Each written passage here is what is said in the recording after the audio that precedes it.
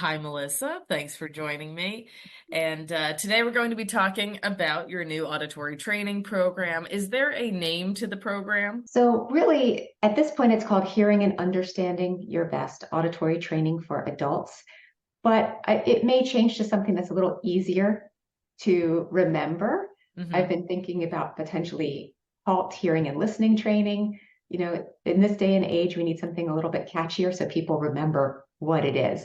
And this came from you doing this program in person, and then the motivation initially was how do we shift it to the computer and make it a little more asynchronous and be able to reach more people. Is that correct?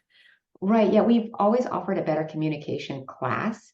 And, the feedback that we got was, oh gosh, I'd really like to do that, but I don't know that I really want to come in, for 8 weeks. It's a Yep. lot. It is a lot. And, of course, at night, some patients didn't want to drive at night. It was getting a little bit harder. So in order to meet more people where they were, so well, let's try it on the computer.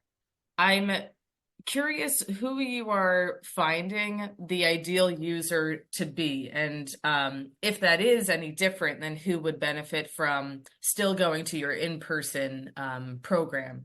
So the patients that this is really geared to are adults with hearing aids who are fit properly Hmm. and have some computer savvy that they're comfortable sitting in front of the computer and going through the program. And when we do a screen share, I can show you it's really pretty intuitive. But this is also really appropriate for adults with auditory processing difficulties. So those adults that don't have hearing loss, aren't wearing hearing aids, but really struggle in noise. And for those that are more aware of auditory processing disorders, so is it decoding specifically, or would it be other aspects of auditory processing disorder as well? Really, this is more appropriate for people that might have some decoding or tolerance fading memory issues. For an audiologist that doesn't do auditory processing testing, this might be the patient that has normal thresholds, but their speech and noise testing doesn't seem to match, and it Hmm. doesn't match their perceived difficulty. So, what is the reach of the online program? Anyone can recommend it. I haven't set up affiliates yet. If there's enough interest, I can certainly do that. But really, you would only have to provide the patient with the link Hmm. and they can go in and sign up and they can run right through the program. Let's say me in New York is recommending this program to someone. What would be the expectation for me as far as my role in this program? Do I need to be involved, or is it sort of a self-contained program? It's really very self-contained. Hmm. Where the audiologist may become more involved would be more for some of those hearing loss patients who might start the program and say, oh my gosh, I can't hear these specific sounds. Hmm. And then as the audiologist, you go, oh, okay, well, I know that those sounds are in these frequency regions. So let's give you a boost in the office. Let's see if we can get that audibility. First of all, it's replicating the issue, and it's isolating and identifying exactly the issue that's going on to be able to target certain phonemes. But then for the audiologist to use our knowledge and be able to transfer that over to the very specific programming adjustments, is that something that you have been getting good feedback with traditionally from your patients who are hearing aid users? Yeah, absolutely. And keep in mind too, we always do real ear verification with our Hmm. patients. So, we're like, okay, well, we met the target, but in the real world too, as we're sitting and then I'm taking some of my phoneme cards and I'm going through them with no visual, Hmm. sometimes patients do need a little bit more there and it can make a big difference. As far as the user of the program, what advice do you give them when they are using it? Right. So that's a great question. What I'll usually tell patients is to do this once to twice a week. Hmm. Go through the phonemes. So there's a section where you're actually listening to and differentiating between the phoneme sounds. There are speech and noise Hmm. lists. Hmm. And I tell them, find a quiet place. The noise is already in there Hmm. and be patient with yourself. So there are different levels of difficulty. And, the nice thing about this course is that as I'm learning more, I'm updating and changing things. Hmm. And for the patients, they have access to all the updated information. Once they've purchase the course. Anything that changes, anything that gets improved, they have it. What led to the creation of this? So there is a real gap in auditory processing, and there are several gaps as far as that goes. But we've got a lot of children who are seen and evaluated. Not a lot of audiologists work with adults. Mm-hmm. So these adults who were never diagnosed when they were younger, or these adults who have acquired auditory processing deficits as far as post TBI or post stroke, all of a sudden they're having these difficulties. There's been a huge spike in auditory processing difficulties post COVID. So being able to actually work with those patients and identify where are they breaking down. Mm-hmm. So that's the first thing, is acknowledging that there's this whole population that's having difficulty. And then when we do our testing, looking at where are they breaking down? Is it decoding? Are they not hearing the speech sounds as clearly as they were? Is that a hearing loss thing? Is it a processing thing? And then we are giving them all of the information and giving them multiple chances to hear and understand it more than they would in a typical daily routine. Mm-hmm. So bombarding them with that correct model, and that allows their brain to rewire. So Mm-hmm. all of a sudden that sound that, used to be an that they're hearing as an now they're getting it over and over and over again, so that their brain can go, oh, yeah, Mm-hmm. that's Mm-hmm. that sound. Okay, well, now when I hear that, that makes sense. Yep. You know, Yeah, and that is the dynamic element of it, that you can retrain the brain. It's true. it's a really great base. Mm-hmm. Some of the other things, for example, the words and noise testing, that's something that's also done. It's been done before. It's been done, the words and noise, the WINT. Mm-hmm. Mm-hmm. But when I looked at that and when I listened to it, it was, not necessarily the vocabulary that we hear and use constantly. So I went ahead and updated that. I took the 300 most commonly used words in the English language and recorded those in different signal to noise ratios of background babble, Mm-hmm. because I want this to be as applicable as possible. So by using the words that we should be exposed to and using most of the time, it made more sense to be able to have those be the words that we train on. So you mentioned that you recorded quite a lot, and I know from our previous conversations that you really did this right. Went to a recording studio. You have very set signal to noise ratio. What was that whole experience like? I looked at how to record these over and over and over again, and it seems really simple. Okay, well, I put the noise here and I talk here. And, yeah, I can do that in the clinic with a patient and adjust. But for something that I wanted to have standardized and I wanted to start collecting data on, Mm-hmm. I wanted to be 100% sure that my ducks were in a row. So I worked with a local recording studio. And I'll tell you what, the equipment in there is unreal. And the sound is so much better.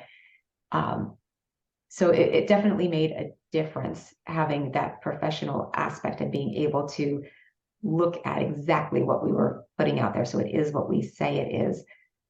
Initially, I had recorded the phonemes like in my booth. Mm-hmm. And just this past week, I went back to the recording studio to re-record those, because I wanted to make sure that those were as nice and clear as possible. So even though I had tried initially to do some, okay, well, okay, we just need this sound. Not a big deal. I can do that. It's quiet in my booth. It's not the same. It's Mm-hmm. not the same as really isolating and getting that sound clear so that the patient or the user is getting exactly what we say they're getting. You mentioned the possibility of collecting data. So what are you thinking about in the future with this? What are your goals as far as the program goes? Yeah, so right now there are pre and post assessments, but they're the hearing handicap inventory. So seeing self-perceived Mm-hmm. differences.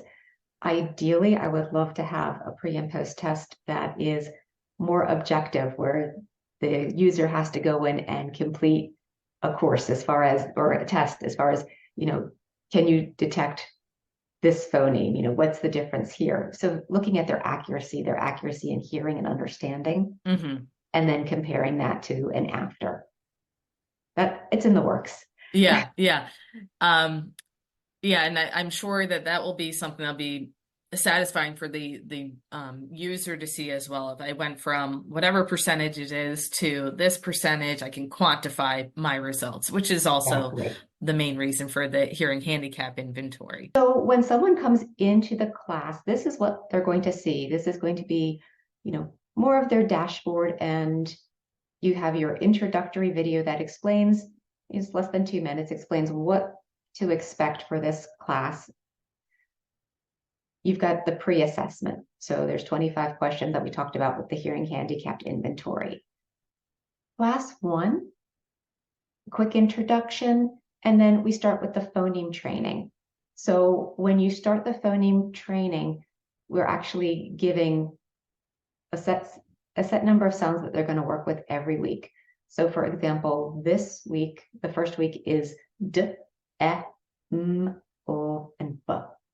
And they're able to, before they get started, go ahead, use the sound clip and listen to what do these sounds sound like, and make sure that they're audible. The phoneme training then has 25 examples and questions where they listen to the phoneme, and then they have a multiple choice to select what they think they heard. And if they get it incorrect, it lets them know. If they go ahead and if they get it correct, it tells them, congratulations, that's correct. I would say that for patients, it's a good idea to pay attention to which ones they're missing. Then we go to the words and noise, and there's a worksheet. So they can download the worksheet, and basically it has everything that's listed, all of the words that we're going to be using.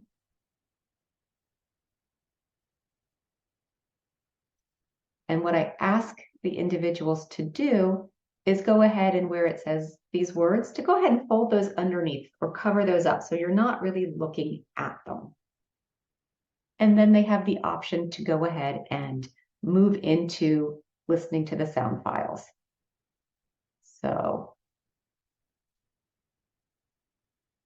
and it gives the instructions there. So as you listen, class 1,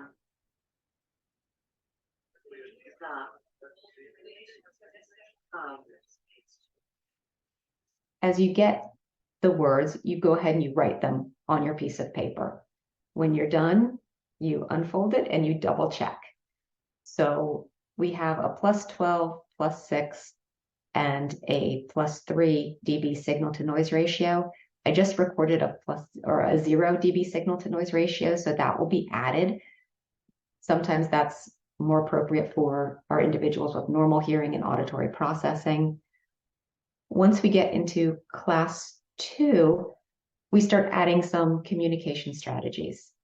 So talking about, not only is it training, but it's also figuring out what do you need to do in your environment, and to be proactive to get the best possible listening ability. So it might be communicating at home, it might be talking about clear speech, it might be talking about when you go out to a restaurant. So there are different topics for each week through 2 through 8. And then the wrap up is you repeat that post test, or the pre-test is now the post test, and we can compare and see how you did. And for audiologists that really want to get into it and listen to it and experience it themselves, contact me and I can give them a code. Okay. All right. Well, thank you very much. This was all super helpful. And I think people will certainly be loving it.